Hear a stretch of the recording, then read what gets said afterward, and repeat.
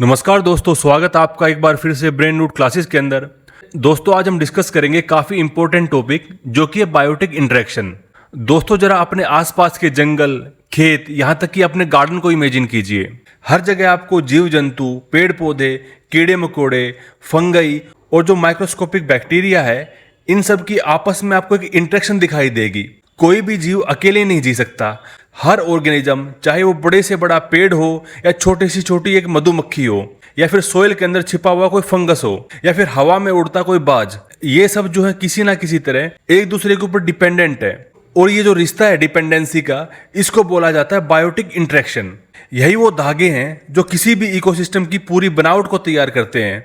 यही तय करते हैं कि कौन सा स्पीसीज सर्वाइव करेगा, किसकी पॉपुलेशन कितनी होगी और कौन सा ऑर्गेनिज्म किस तरह रिप्रोड्यूस करेगा और जो पूरा नेचर है उसका बैलेंस कैसे मेंटेन रहेगा। अब दोस्तों ये जो रिलेशनशिप है, ये जो इंटरेक्शन है, इनको हम 3 सिंबल से समझते हैं। ये 3 सिंबल हैं पॉजिटिव, नेगेटिव और जीरो। पॉजिटिव का मतलब है बेनिफिट, नेगेटिव का मतलब है कि हार्म होगा, नुकसान होगा, और जीरो का मतलब है कोई भी इफेक्ट नहीं होगा। जब हम बोलते हैं कि पॉजिटिव पॉजिटिव इंटरेक्शन, मतलब जब दो जीव आपस में इंटरेक्ट करेंगे तो दोनों को फायदा होगा। जब हम बोलते हैं पॉजिटिव और जीरो, मतलब कि जब दो जीव इंटरेक्ट करेंगे तो एक को फायदा होगा और जो दूसरा है उसके ऊपर कोई भी फर्क नहीं पड़ेगा। फिर एक केस आता है पॉजिटिव और नेगेटिव का।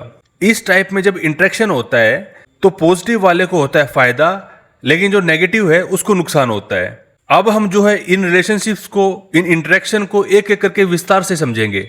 दोस्तों सबसे पहले डिस्कस करते हैं म्यूचुअलिज्म को। यहाँ पे दोनों का फायदा होता है। म्यूचुअलिज्म एक ऐसी पार्टनरशिप है जिसमें दोनों पार्टनर्स का लाभ होता है। ये रिलेशनशिप इतनी गहरी है कि कई स्पीसीज एक दूसरे के बिना सर्वाइव ही नहीं कर पाते। इसका एक सबसे क्लासिकल एग्जाम्पल है पोलिनेशन। फूलों को जो है क्रॉस फर्टिलाइजेशन के लिए पोलन ट्रांसफर चाहिए और मधुमक्खियां और जो तितलियां हैं उनको नेक्टर चाहिए। जब मधुमक्खी नेक्टर कलेक्ट करती हैं तो पोलन उसके शरीर से दूसरे फूल तक पहुंच जाता है और प्लांट जो है रिप्रोड्यूस कर पाते हैं। यह दोनों पार्टनर्स गेन करते हैं। मधुमक्खी को अपना भोजन मिल जाता है और प्लांट्स को जो लाइफलाइन मिल जाती है। दोस्तों इसका एक और फैसिनेटिंग एग्जांपल है, वो है लाइकन का। ये जो है फंगस और एल्गाई का एक जॉइंट वेंचर है। फंगस शेल्टर और मिनरल्स देता है, एल्गाई जो है फोटोसिंथेसिस करके फूड तैयार करता है। दो अलग अलग किंगडम्स के ऑर्गेनिज्म एक साथ परफेक्ट होम बनाते हैं। दोस्तों ओशन में भी ऐसा मैजिक दिखता है क्लाउन फिश और सी अनामनी के बीच में। क्लाउन फिश जो है अनामनी के स्टिंगिंग टेंटिकल्स में छुपकर प्रीडेटर से बचता है और बदले में वो अनामनी को साफ रखता है और उसके आसपास के छोटे मोटे प्रीडेटर्स को दूर भगाता है। ह्यूमन वर्ल्ड में भी म्यूचुअलिज्म है। हमारी इंटेस्टाइन में रहने वाला गट बैक्टीरिया, ये जो गट बैक्टीरिया है हमें विटामिन सिंथेसाइज करके देता है, जैसे कि विटामिन के, और बदले में जो है उनको हैबिटेट और फूड मिलता है। दोस्तों अब देखते हैं कमेंसलिज्म को। कमेंसलिज्म में एक स्पीसीज को फायदा होता है लेकिन दूसरे के ऊपर कोई भी असर नहीं पड़ता। इसके एग्जाम्पल मैं आपको बताना चाहूंगा। एफीफाइटस जो पेड़ों के ऊपर उगते हैं, ऑर्चिड्स, मोसेस या फर्न्स जो हैं बड़े पेड़ों की शाखाओं और ट्रंक्स के ऊपर उग जाते हैं। इसमें फायदा किसको मिलता है? एफीफाइटस को सनलाइट और हवा ज्यादा मिलती है, लेकिन जो पेड़ होता है वो सिर्फ सपोर्ट देता है, ना उसे कोई नुकसान होता है ना उसे कोई फायदा होता है। दोस्तों अगर हम बात करें समुद्र की, तो वहां पे भी एक अच्छा एग्जांपल आपको देखने को मिलता है। बार्निकल्स जो हैं वेल्स या टर्टल के साथ चिपक जाते हैं। इससे जो है बार्निकल्स को फायदा मिलता है। वो वेल्स की स्किन के साथ चिपक कर न्यूट्रिएंट रिच वाटर तक पहुंच सकते हैं। बट अगर देखें वेल और या टर्टल पर इसका क्या असर पड़ेगा, उनको ना फायदा होता है ना नुकसान होता है। दोस्तों इसका एक और एग्जांपल आपको मैं देना चाहूंगा। जंगल में ग्रेजिंग एनिमल जैसे कि काऊ, ये जब मूव करते हैं तो उनके डंग के ऊपर, उनके गोबर के ऊपर डंग बीटल जो है अपनी नर्सरी बना लेता है। बीटल्स को जो है फूड और ब्रीडिंग ग्राउंड मिल जाता है और काऊ को जो इससे ना फायदा मिलता है ना नुकसान होता है। दोस्तों अब देखते हैं अमेंसलिज्म को। अमेंसलिज्म जो है थोड़ा नेगेटिव है। यहाँ पे आप साइन देख पा रहे होगे, फर्स्ट जो है नेगेटिव है और सेकंड जो है जीरो है। यहाँ पे एक स्पीसीज को नुकसान होता है लेकिन दूसरी को कोई बेनिफिट नहीं मिलता। इसका एक एग्जांपल है, मान लीजिए एक बड़ा पेड़ है, उस बड़े पेड़ की वजह से जमीन तक धूप नहीं पहुंच पाती। जमीन के ऊपर जो और छोटे पेड़ पौधे हैं जो उस पेड़ के नीचे हैं वो मर सकते हैं, लेकिन इससे जो है बड़े पेड़ को कोई लेना देना नहीं होता। इसका एक और एग्जांपल आपको मैं देना चाहूंगा। माइक्रोबायोलॉजी का क्लासिक केस है पेनिसिलियम फंगस। ये पेनिसिलियन एंटीबायोटिक रिलीज करता है जो आसपास के बैक्टीरिया को किल कर देता है, लेकिन फंगस खुद अनअफेक्टेड रहती है। दोस्तों अब देखते हैं कंपटीशन को। यहाँ पे आप साइन देख पा रहे होगे, नेगेटिव नेगेटिव, मतलब दोनों को नुकसान होगा। कंपटीशन तब होता है जब दो स्पीसीज एक ही लिमिटेड रिसोर्स के लिए लड़ रहे होते हैं। यहाँ पे रिसोर्स जो है वो फूड भी हो सकता है, स्पेस भी हो सकता है, लाइट भी हो सकता है। दोनों स्पीसीज जो है वो एनर्जी खर्च करते हैं और दोनों को नुकसान पहुंचता है। फॉरेस्ट के अंदर पेड़ पौधे जो हैं सनलाइट और सोइल न्यूट्रिएंट्स के लिए compete करते हैं। दो बर्ड स्पीसीज अगर एक ही सीड सोर्स पर डिपेंडेंट हैं तो दोनों को कम फूड मिलेगा। अफ्रीकन सवाना ग्रासलैंड के अंदर लायन और हाइना जो है एक ही शिकार के लिए लड़ते हैं। दोस्तों, डार्विन की जो नेचुरल सिलेक्शन थ्योरी है उसके अंदर कंपटीशन जो है एक मेन रोल प्ले करता है। जो स्पीसीज अडेप्ट नहीं कर पाती वो इवेंचुअली खत्म हो जाती है। यही प्रोसेस इवोल्यूशन को ड्राइव करता है। दोस्तों, अब बात करते हैं प्रीडेशन की। यहाँ पे आप साइन देख पा रहे होगे, पॉजिटिव और नेगेटिव। यहाँ पे शिकारी और शिकार होता है, मतलब एक शिकार करेगा और दूसरा होगा जिसका शिकार होगा। मतलब कि प्रीडेशन के अंदर प्रीडेटर दूसरे ऑर्गेनिजम्स को मार करके खाता है। लायन और डियर, हवाक और माउस, फ्रॉग और इंसेक्ट, ये सब जो है प्रीडेशन के एग्जाम्पल है। दोस्तों, प्रीडेशन दिखने में क्रूअल लग सकता है लेकिन इकोसिस्टम के लिए काफी जरूरी है। इसकी वजह से हर्बीवोरस पॉपुलेशन कंट्रोल में रहती है, वेजिटेशन को जो है ये ओवरग्रेजिंग से बचाती है और बायोडाइवर्सिटी इससे मेंटेन रहती है। दोस्तों, मैराइन वर्ल्ड के अंदर भी ये इंटरेक्शन काफी पावरफुल है। शार्क फिश जो है पॉपुलेशन को रेगुलेट करते हैं मैराइन वर्ल्ड के अंदर। दोस्तों, अगर ऐसा नहीं होता तो कोरल रीफ्स का जो एरिया है वो प्रीडेटर के बिना क्विकली एल्गाई से भर जाते।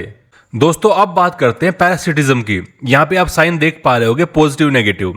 पैरासिटिज्म भी जो है प्रीडेशन जैसा है लेकिन इसका जो इफेक्ट है थोड़ा कम होता है। पैरासाइट जो है वो होस्ट के ऊपर डिपेंड करता है और उसे धीरे धीरे वीक करता है। प्रीडेशन की तरह ये अपने शिकार को तुरंत नहीं मारता बल्कि उसको धीरे धीरे वीक करता है क्योंकि इसको लंबे टाइम के लिए होस्ट चाहिए होता है। दोस्तों, इसके एग्जाम्पल आपको देना चाहूंगा। टिक्स जो है वो मैमल के ब्लड्स पर फीड करते हैं, इसको आप चिचड़ी भी बोलते हो। इसके अलावा टेप वॉर्म्स जो हैं वो ह्यूमन इंटेस्टाइन के अंदर न्यूट्रिएंट्स को ऑब्जॉर्व करते हैं। उसके अलावा मिसलटो जो होता है वो पेड़ का जो सैप होता है उसको सक करता है। दोस्तों, ये जो पैरासाइट है ये एग्रीकल्चर के अंदर भी मिलते हैं। एग्रीकल्चर में प्लांट पैरासाइट जैसे कि कसकुटा, जिसको अमरबेल बोला जाता है, वो क्रॉप्स को और पेड़ पौधों को डैमेज करता है। और ह्यूमंस के अंदर इसका अच्छा खासा एग्जाम्पल है मलेरिया, जो कि फैलता है प्लाज्मोडियम पैरासाइट से और ये ह्यूमन की जो हेल्थ है उसको डायरेक्टली इंपैक्ट करता है। तो ये कुछ एग्जाम्पल थे पैरासिटिज्म के। दोस्तों, सबसे लास्ट के अंदर आता है न्यूट्रलिज्म।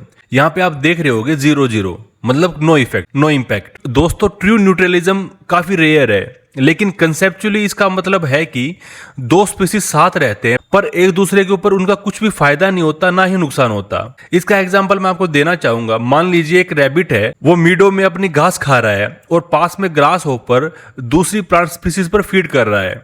दोनों इनडायरेक्टली इंटैक्ट नहीं करते। दोस्तों, कई इकोलॉजिस्ट मानते हैं कि प्योर न्यूट्रलिज्म शायद प्रैक्टिकली काफी रेयर है क्योंकि इनडायरेक्ट इफेक्ट ऑलमोस्ट हमेशा होता है। दोस्तों, अब सबसे बड़ा सवाल आता है, ये सारी जो रिलेशनशिप्स हैं, ये सारे जो इंटरेक्शंस हैं, ये इंपॉर्टेंट क्यों हैं? सबसे पहला है पॉपुलेशन का कंट्रोल। प्रीडेटर्स जो हैं वो हार्बीवोरस पॉपुलेशन को बैलेंस में रखते हैं और प्लांट्स को ओवरग्रेजिंग से बचाते हैं। अगर बात करें एनर्जी फ्लो की, फूड चेन की एनर्जी प्रीडेटर्स और पैरासाइट के जरिए मूव करती है। दोस्तों, हमने इकोलॉजिकल पिरामिड्स पढ़े थे और वहां पे देखा था कि एक ट्रॉफिक से दूसरे ट्रॉफिक के अंदर एनर्जी का फ्लो कैसे होता है। तो दोस्तों, इस एनर्जी फ्लो के लिए एक ट्रॉफिक से दूसरे ट्रॉफिक में जो एनर्जी फ्लो होता है, उस एनर्जी फ्लो के लिए ये जो बायोटिक इंटरेक्शंस हैं ये काफी इंपॉर्टेंट रोल प्ले करते हैं। दोस्तों, म्यूचुअलिज्म और कमेंसलिज्म से जो है काफी कॉम्प्लेक्स नेटवर्क्स बनते हैं जो कई स्पीसीज को थ्राइव करने में मदद करते हैं। दोस्तों, कंपटीशन और प्रीडेशन जो है ये अडेप्टेशन और डाइवर्सिफिकेशन को बढ़ावा देते हैं। तो दोस्तों, फॉरेस्ट, कोरल रीफ्स, ग्रासलैंड्स, हर इकोसिस्टम का स्ट्रक्चर इन्हीं इंटरेक्शन से डिफाइन होता है। अगर ये रिलेशनशिप डिस्टर्ब हो तो पूरा का पूरा इकोलॉजिकल बैलेंस जो है वो बिगड़ सकता है। तो दोस्तों, बायोटिक इंटरेक्शंस वो इनविजिबल थ्रेड्स हैं जो लाइफ को कनेक्ट करते हैं। एक बी जब फ्लावर पोलिनेट करती है, या उसके अलावा जब एक शेर अपना शिकार करता है, या एक फंगस जब एक बैक्टीरिया को किल करता है, ये सब जो एग्जांपल्स हैं इकोसिस्टम की हार्ट बीट्स हैं। दोस्तों, इन इंटरेक्शंस को समझना केवल इकोलॉजी पढ़ने के लिए नहीं है बल्कि कंजर्वेशन, एग्रीकल्चर, फिशरीज और ह्यूमन हेल्थ के लिए भी काफी क्रिटिकल है। जब हम फॉरेस्ट कंजर्व करते हैं या एग्रीकल्चर में नेचुरल प्रीडेटर्स का यूज करते हैं, तब हम इसी इंट्रिकेट वेब को रेस्पेक्ट कर रहे होते हैं। तो दोस्तों याद रखिए, नेचर में कोई ऑर्गेनिज्म अकेला नहीं है। हर जीव अपने आसपास के दूसरे जीवों के साथ रिलेशनशिप बनाकर ही सरवाइव करता है। यही जो है बायोटिक इंटरेक्शंस का असली एसेंस है। इंटरडिपेंडेंस जो है वो हमारी पृथ्वी को लिविंग प्लेनेट बनाता है। तो दोस्तों यहाँ पर जो हमारा टॉपिक था बायोटिक इंटरेक्शन का, वो कंप्लीट होता है। उम्मीद है आपको पसंद आया होगा। अगर आपका कुछ डाउट है तो आप मुझे कमेंट सेक्शन के अंदर कमेंट करके पूछ सकते हो। दोस्तों अगर आपको ये टॉपिक अच्छा लगा हो तो कमेंट कर जरूर बताएं, अपने दोस्तों के साथ शेयर करें और बेल आइकन को दबाना बिल्कुल ना भूलें, ताकि हर नए लेक्चर की नोटिफिकेशन आपको टाइम पर मिलती रहे। मिलते हैं अगले वीडियो में, तब तक के लिए धन्यवाद।